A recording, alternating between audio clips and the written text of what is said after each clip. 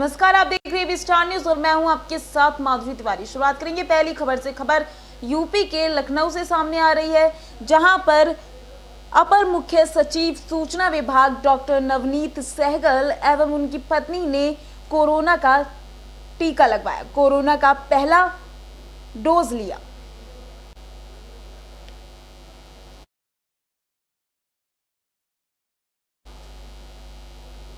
UP के औरैया में चोरों के हौसले काफी बुलंद नजर आ रहे हैं।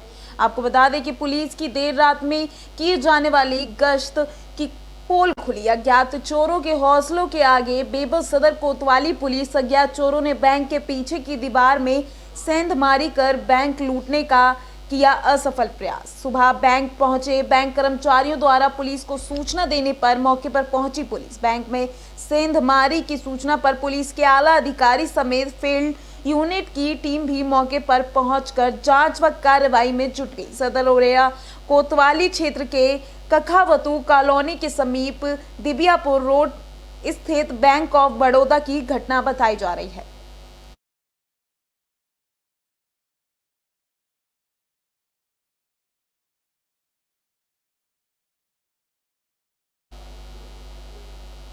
खबर यूपी के जालौन से आ रही है, जहां पर खेत की फसल में आग लग गई है। आपको बता दें कि बदलते मौसम और आग उगलती गर्मी के शुरू होते ही फसलों में आग लगने का सिलसिला भी शुरू हो गया है, जो थमने का नाम ही नहीं ले रहा।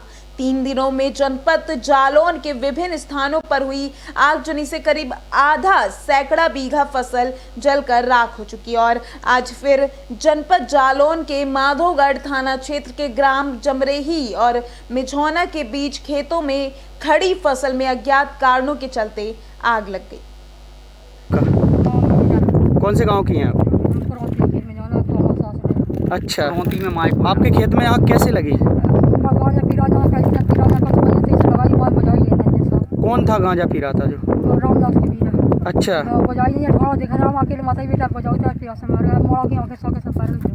अरे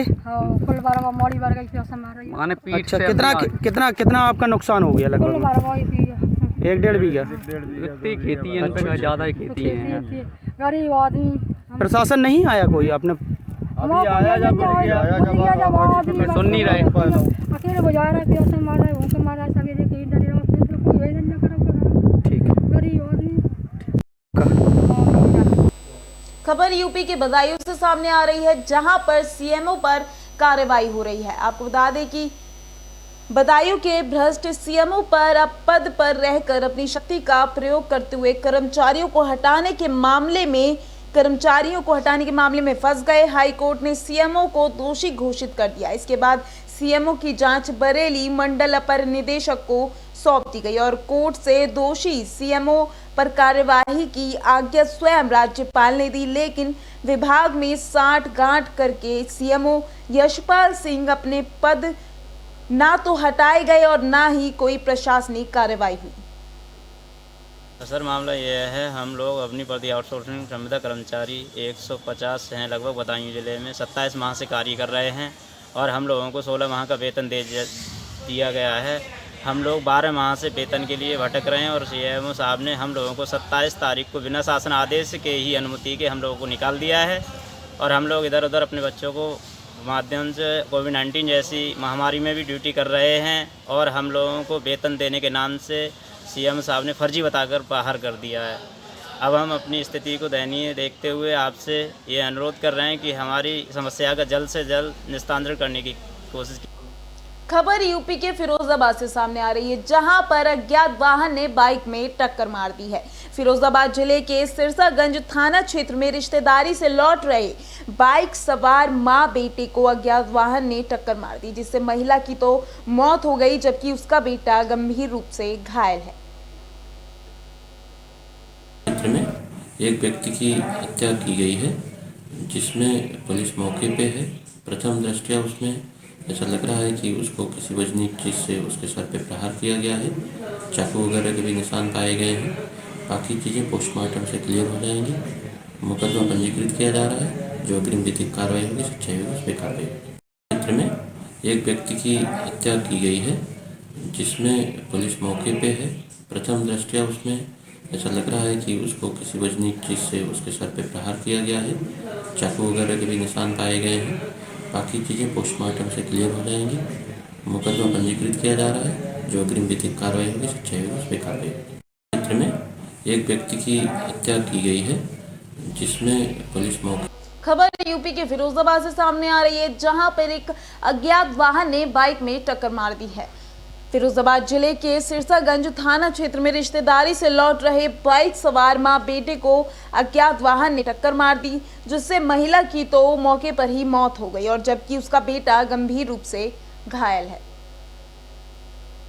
राघवेंद्र क्या घटना हुई है?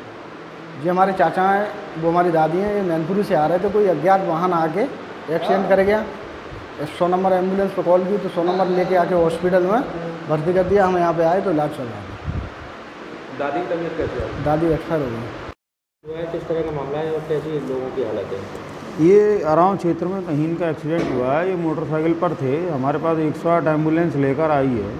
उनमें जो महिला हैं वो ब्रॉड डेड पाई गई हैं और जो उनका पुत्र है उसका हम इलाज कर रहे हैं। वो अनकॉन्शियस है, मैंने इलाज दे दिया, उसके बाद इलाजपाल को रेफर करूँगा। खबर यूपी के कौशाम्बी से सामने आ रही है, जहां पर एक अधेड़ की हत्या कर दी गई। बदमाशों ने अधेड़ की धारदार हथियार से हत्या कर दी। चेहरे पर गंभीर चोट के निशान आए हैं। खेत में खून मिला, लथपथ शव नलकूप से पानी लगाने के लिए गया था। अधेड़ शव के पास ही बाइक में खड़ी मिली। पुलिस ने शव को पोस्टमार्टम के लिए भेज दिया है। पीपरी थाना क्षेत्र के बारहवा का मामला बताया जा रहा है। क्षेत्र में एक व्यक्ति की हत्या की गई है, जिसमें पुलिस मौके पे है। प्रथम दृष्टया उसमें ऐसा लग रहा है कि उसको किसी वजनी चीज़ से उसके सर पे प्रहार किया गया है। चाकू वगैरह के भी निशान पाए गए हैं। बाकी चीज़ें पोस्टमार्टम से क्लियर हो जाएंगी। मुकदमा पंजीकृत किया जा रहा है। जो अग्रिम विधिक कार्रवाई होगी, सच्चाई होगी, उस पर। खबर यूपी के उन्नाव से सामने आ रही है, जहां पर डंपर ने एक बाइक में टक्कर मार दी है। नवाबगंज सोहरा मऊ टेम्पो स्टैंड के सामने एक बड़ा हादसा हो गया। डंपर ने बाइक में टक्कर मार दी। बाइक सवार को टक्कर मारने के बाद उसकी मौके पर ही मौत हो गई। नवाबगंज के शीतलगंज क्षेत्र का मामला बताया जा रहा है। मृतक का नाम सोनू बताया जा रहा है। पूरा मामला थाना अजगर अंतर्गत नवाबगंज स्थित सोहरा मऊ टेम्पो स्टैंड का है।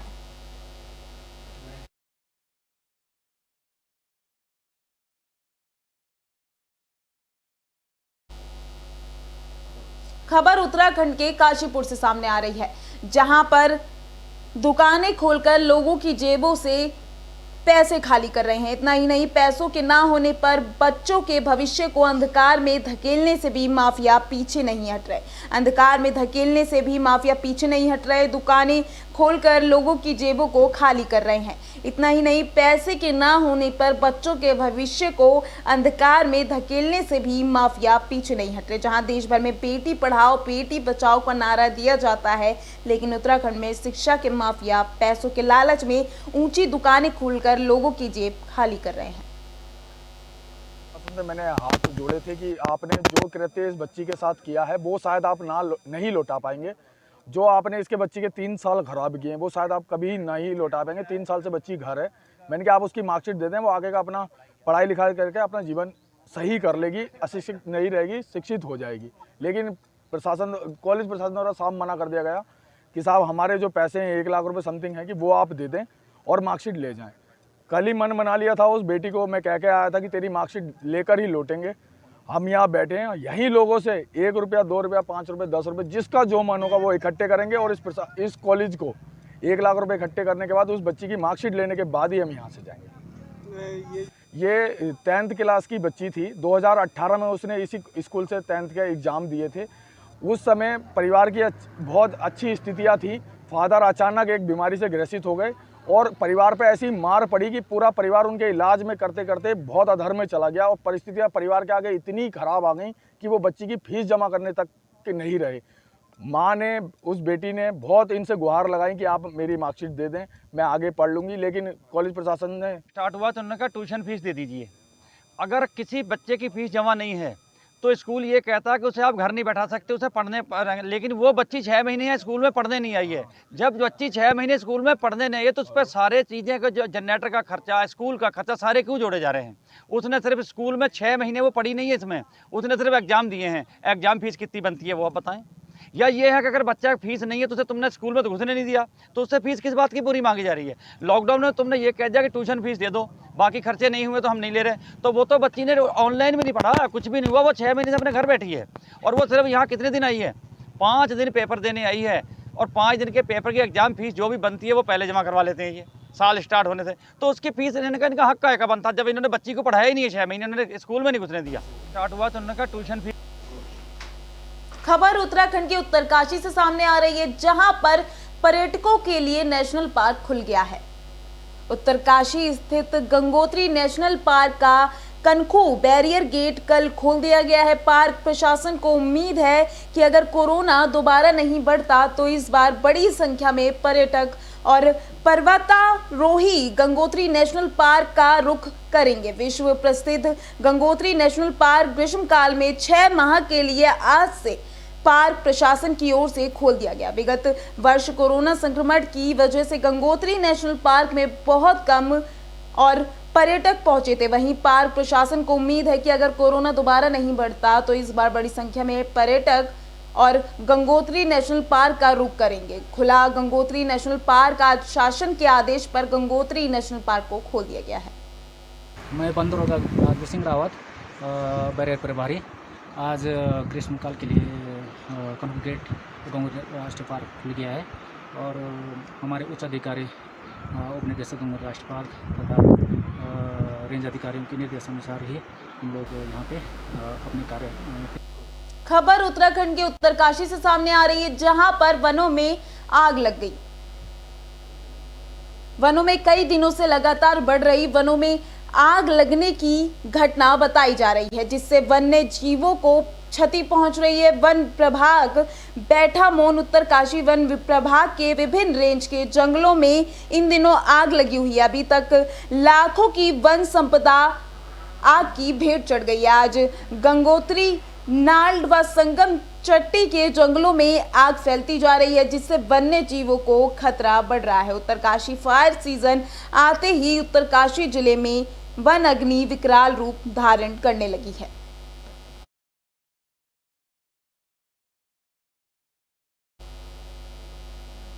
फिलहाल के लिए बुलेटिन में बस इतना ही। देखते रहिए स्टार न्यूज़। नमस्कार।